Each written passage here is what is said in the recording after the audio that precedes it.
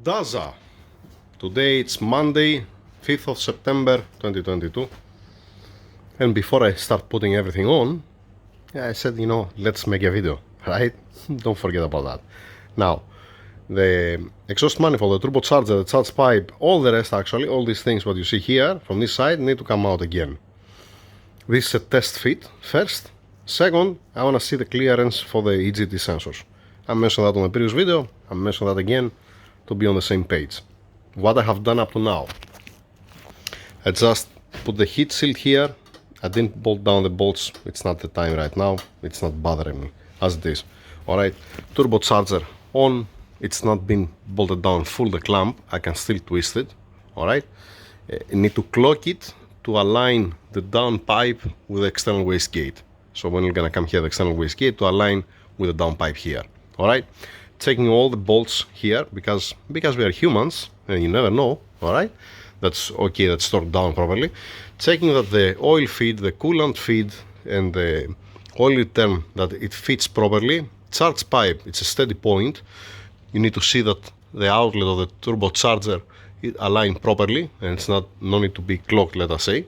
Usually I'm making a couple of millimeters massage to be relaxed. Alright, not something crazy. Same thing also with the bracket of the solenoid here. So on the bracket of the solenoid, what I have done, I have just loosed the bolt and I have made it a little bit counterclockwise. Alright, because it was bothering with this bracket, where I'm pointing. This cable here, it's very thin, the cable, by the way, inside, it's like this, alright? Just the sleeve, it's thick, and I make it a little bit counterclockwise to fit properly, and I torque it down again to be ready. Then, what I don't like this screen. This from where it's breathing the external, alright? It's gonna be much more nice if there was, let us say, one fitting from here, let us say, to go on the inlet pipe to breathe through the filter. To don't breathe like this. Why I'm saying that? Because we have a dusty weather here, it has so much sand on the atmosphere. So this is gonna get clogged. That's what I'm saying. I have to ask the owner if he wants me to put a fitting and to put it on the intake to breathe through the filter, like I said. So, wait, what else? Do I forget something? Okay, I make a little bit of massage on the pipe to don't touch anywhere, to be nice as it is. It's not been bolted down the clamps, alright? Also the charge pipe here. Looking good, looking good. The coolant pipe from this side, if I remember right, it comes from here, but there is a plenty of space. I think it comes somewhere there. And it's continuing here with a bracket. Has one bracket here that's bolting on this, and it comes here. That this bracket you have to open it to remove the transmission because it's bothering. There is a metallic pipe here. That's what I remember. I might be wrong. We're gonna see about that. All right. Then another thing that I didn't like on the exhaust manifold is that when I'm bolting it, the upper one here, down here has a bigger gap. I mean, forget about the gasket here that you see. I'm talking about here and here. That means to push the lower piece of the exhaust manifold more inside, you have to machine the flat spot that has the brackets. So to be able to make it more in. It looks like that if they machine it, let us say, if they remove from the flange to make it straight 7/10 of millimeter, they have to continue and remove from the bracket 7/10, the amount that they're gonna remove from the flange, plus another 2 to 3/10 of millimeter to squeeze it also down, to don't be like this on the cylinder head. I hope that you understand what I said. Then I don't see any problem here with the clearance. It looks beautiful, other than the flange, fine. The cable, most probably I'm gonna route it from this way, because it's the cold side of the turbo. I don't want to route it from that side, obviously. You don't want to do that. It's gonna be exhaust manifold, it's gonna be the down pipe, the external.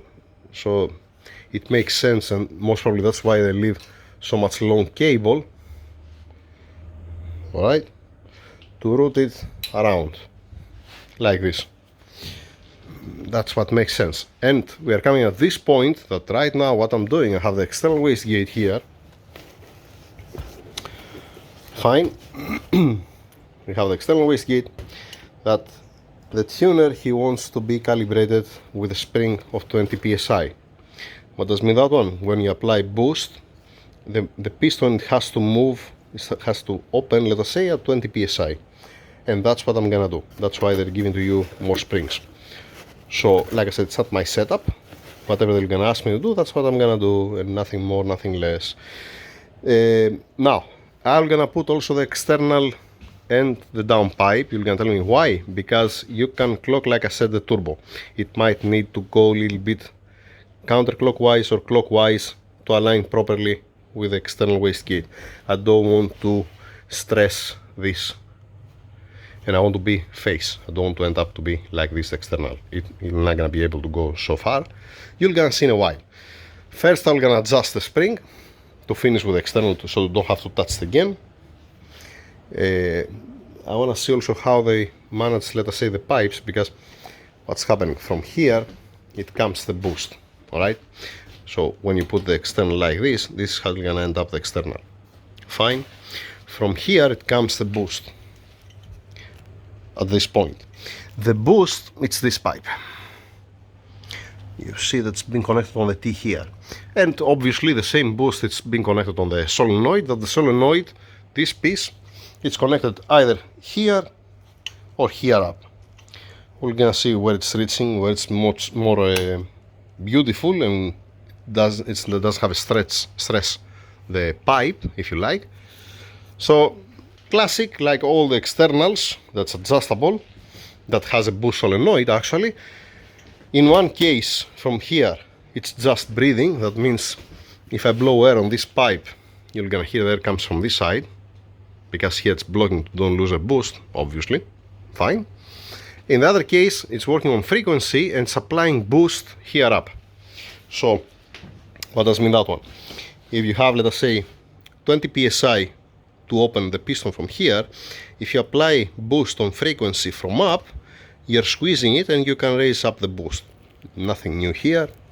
I don't know, more than 30 years with externals, probably, maybe more than 30. Yeah.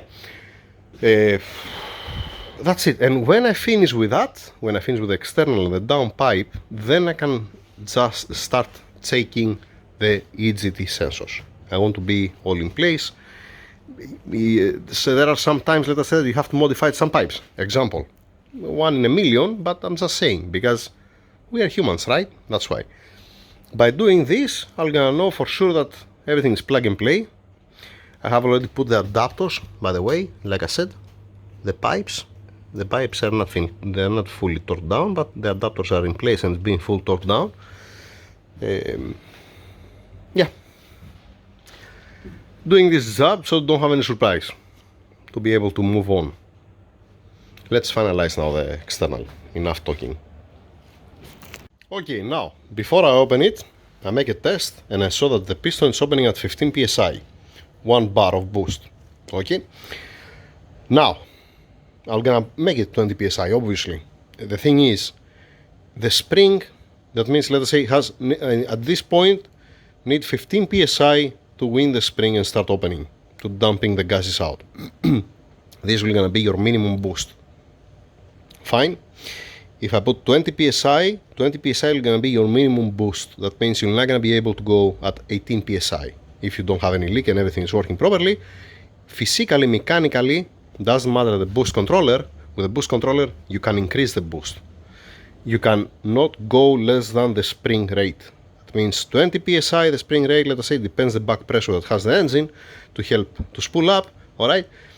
If you put a 20 psi spring, that's gonna be your minimum boost. You cannot put, let us say, 5 psi spring, not on this application at least.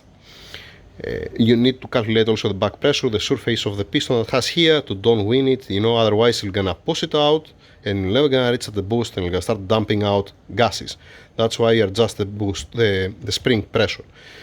Now, since the tuner, and again, it's not exactly because you're giving from the boost solenoid, and even if you have too much back pressure, you'll be able to apply, let us say, a couple of psi from up and it's gonna help.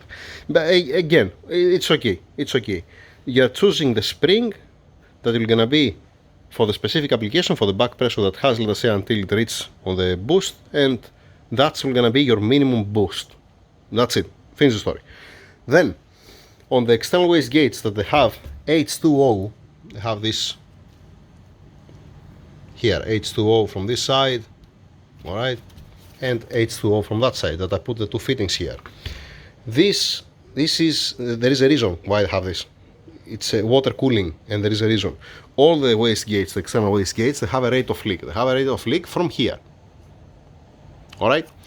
When it's warming up, this expanding. Alright? Usually this is a little bit colder than the housing, but you're gonna have much more precise fit when you cool it down, when you give it cool.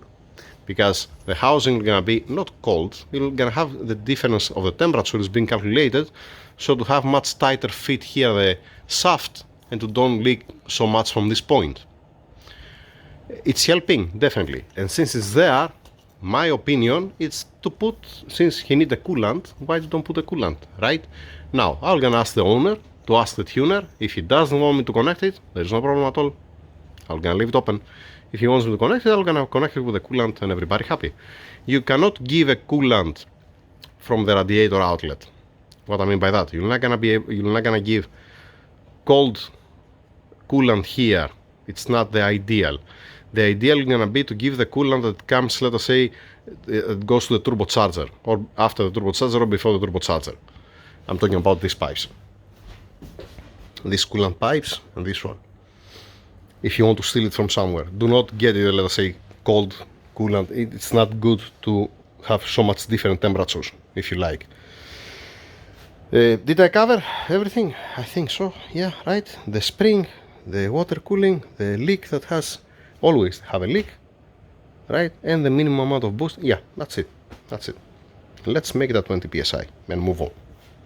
That's it from the external. It's been calibrated at 20 psi, alright?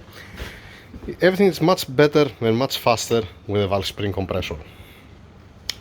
You can read the springs, you can choose the correct one, and everybody happy. Actually, even if you go online, I think they're saying to you which combination to use to be at 15 psi or 20 psi. But it's, for me, I didn't even think about it. Now I think it actually, it's fine. It's okay, it's beautiful, excellent. Now what? Now I can start putting it on. Why I have this fitting here, this pipe here? I have this pipe because this is for the coolant. So if the customer, he wants to supply coolant, the external, I have to make some fittings to steal the coolant and supply the external. Yeah, let's move on. Let me take care about the tools. Yeah, and continue. Alright, now, because I need both hands to do that, the external wastegates, they are spring loaded. That means you have to push it a little bit down. Well, yeah, I wish I can push it down. Huh? You have to push it down to close this gap between this flange and the flange on the exhaust manifold. What does mean that one? When you try to insert inside, it's leaving this space. I cannot grab the phone to show you. I have it there. I need both hands, like I said. Now, instead of struggling and I don't know what to put inside the clamp, you can just, like I said to Mr. Omar before, you're placing it there, you can see the gap, you get there, you blow some air here,